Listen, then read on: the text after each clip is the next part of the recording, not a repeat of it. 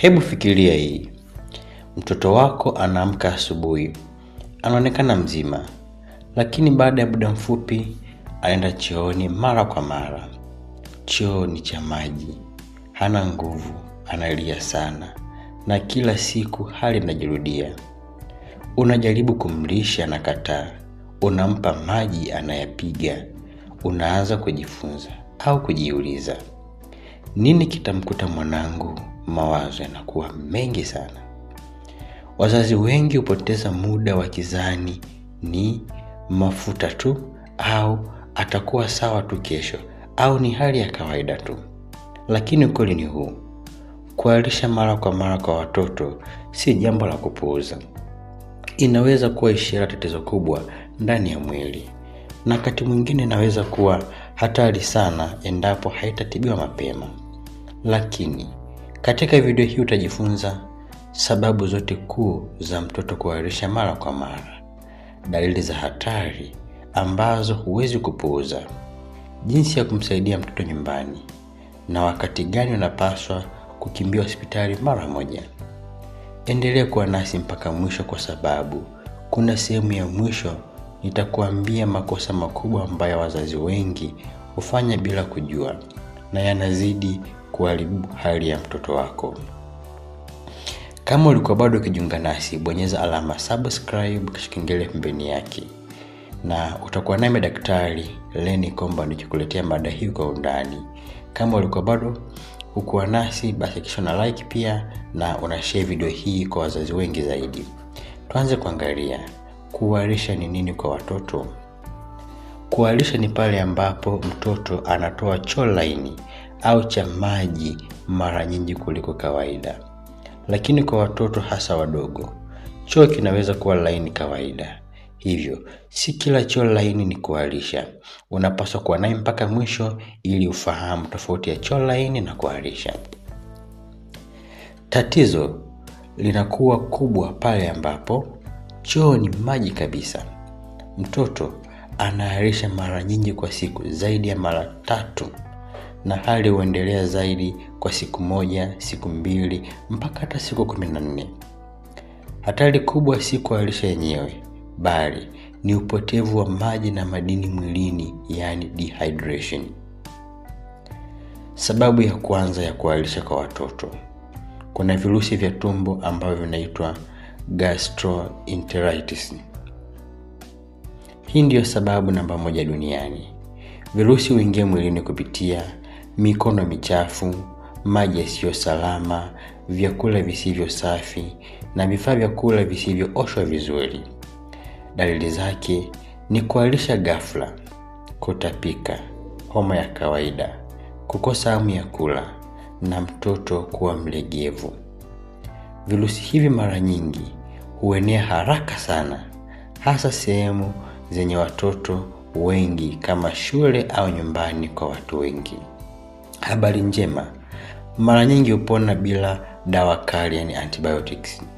Na habari mbaya: vinaweza kusababisha upungufu wa maji kwa haraka sana. Hivyo, mzazi unapaswa kuwa makini na hali hii pindi inapotokea kwa mtoto wako. Sababu ya pili ni bakteria hatari. Tofauti na virusi, bakteria mara nyingi husababisha kuharisha kali zaidi. Chanzo chake ni chakula kilichoharibika, maji machafu, maziwa yasiyochemshwa vizuri, chakula kilichoachwa wazi kwa muda mrefu. Dalili ni pamoja na kuharisha sana, homa kali, maumivu makali ya tumbo, wakati mwingine damu kwenye choo. Hapa hatari ni kubwa zaidi kuliko virusi.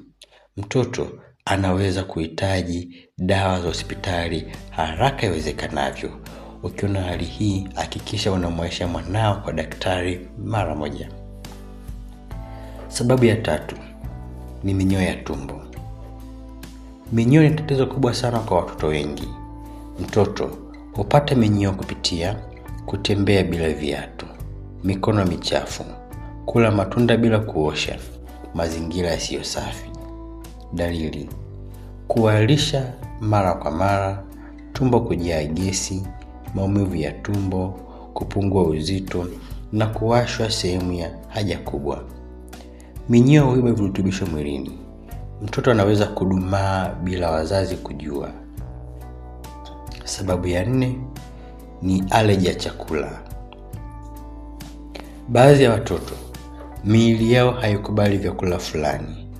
Vyakula vinavyosababisha allergy mara nyingi ni pamoja na maziwa ya ng'ombe, mayai, karanga, samaki, pamoja na baadhi ni ngano. Dalili zake ni pamoja na kuharisha kila mara baada ya kula vyakula hivi, upele mwilini au kuvimba uso, kutapika. Hapa tatizo hurudia kila mara chakula anapotumia chakula fulani. Hivyo mama unapaswa kuwa mwangalifu, ujue mtoto wako anapata hii changamoto akitumia chakula gani. Sababu ya 5, kutovumilia maziwa, lactose intolerance. Hii hutokea pale ambapo mtoto hawezi kuyeyusha sukari ya maziwa. Baada ya kunywa maziwa anaharisha, tumbo linauma, gesi linajaa, anaonekana kukosa raha. Wazazi wengi huchanganya hii na allergy, lakini ni tofauti. Lakini pia ni muhimu kumweleza daktari hali hii ili aweze kukuthibitishia kama tatizo kweli ni lactose intolerance, yani kutovumilia maziwa. Sababu ya 6, usafi mbovu wa chakula na maji. Hii ndio sababu inayoongoza katika maeneo mengi. Mfano, maji yasiyochemsha, chupa za mtoto zilizosafishwa vibaya, chakula kilichoachwa wazi, mikono michafu ya mzazi au mlezi. Hii husababisha maambukizi ya mara kwa mara. Tunashauri vyakula vya mtoto au kiwe na usafi wa kiwango cha juu, tunaita kiwango cha lami. Sababu ya 7, antibiotic, dawa za hospitali. Wazazi wengi hawajui hii. Baadhi ya dawa haziui bakteria wabaya tu. Pia baadhi ya dawa zikitumika vibaya zinaweza kupelekea kuharisha kwa mtoto. Pia bakteria wazuri wa tumbo pia wanaweza pia kusababisha kuharisha wakikutana na baadhi ya dawa. Matokeo yake ni kuharisha, tumbo kujaa gesi, mtoto kukosa hamu ya kula. Hivyo si vizuri kutumia dawa za hospitali bila ushauri wa daktari. Si kila dawa inamfaa mtoto husika. Hivyo ni vyema kuwasiliana na daktari kabla kumpa mwanao dawa fulani. Sababu ya 8, utapiamlo. Mtoto asiye na lishe bora, kinga yake inakuwa dhaifu, anaathirika haraka na magonjwa, hupona polepole. Hii huunda mzunguko mbaya, yani kuharisha, udhaifu na maambukizi makali zaidi. Sababu ya 9, maambukizi ya muda mrefu ya utumbo. Baadhi ya vimelea huishi muda mrefu tumboni. Kuharisha kwa wiki au miezi, kupungua uzito, udhaifu na kukosa hamu ya kula. Sababu ya 10, magonjwa ya utumbo. Nada lakini ni hatari.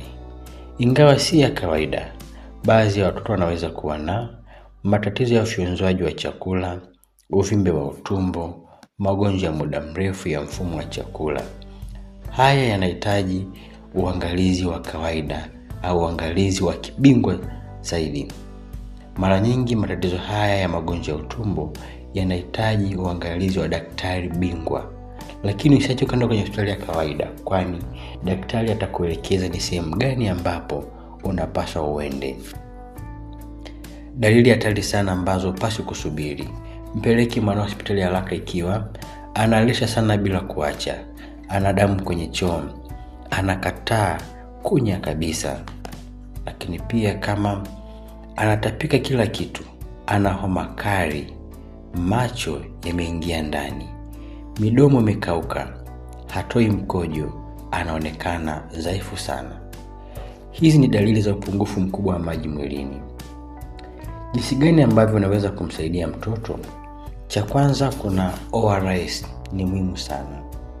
Hii husaidia kurejesha maji na chumvi mwilini, lakini pia maji ya kutosha. Usisubiri apate kiu sana, unaweza kuanza kumpa maji taratibu. Maziwa ya mama kwa watoto wadogo. Usiache kumnyonyesha, jitahidi umlazimishe kumnyonyesha. Chakula chepesi, uji, ndizi, wali na viazi kwa wale ambao wameanza kula, yani miezi 6 na kuendelea. Usafi.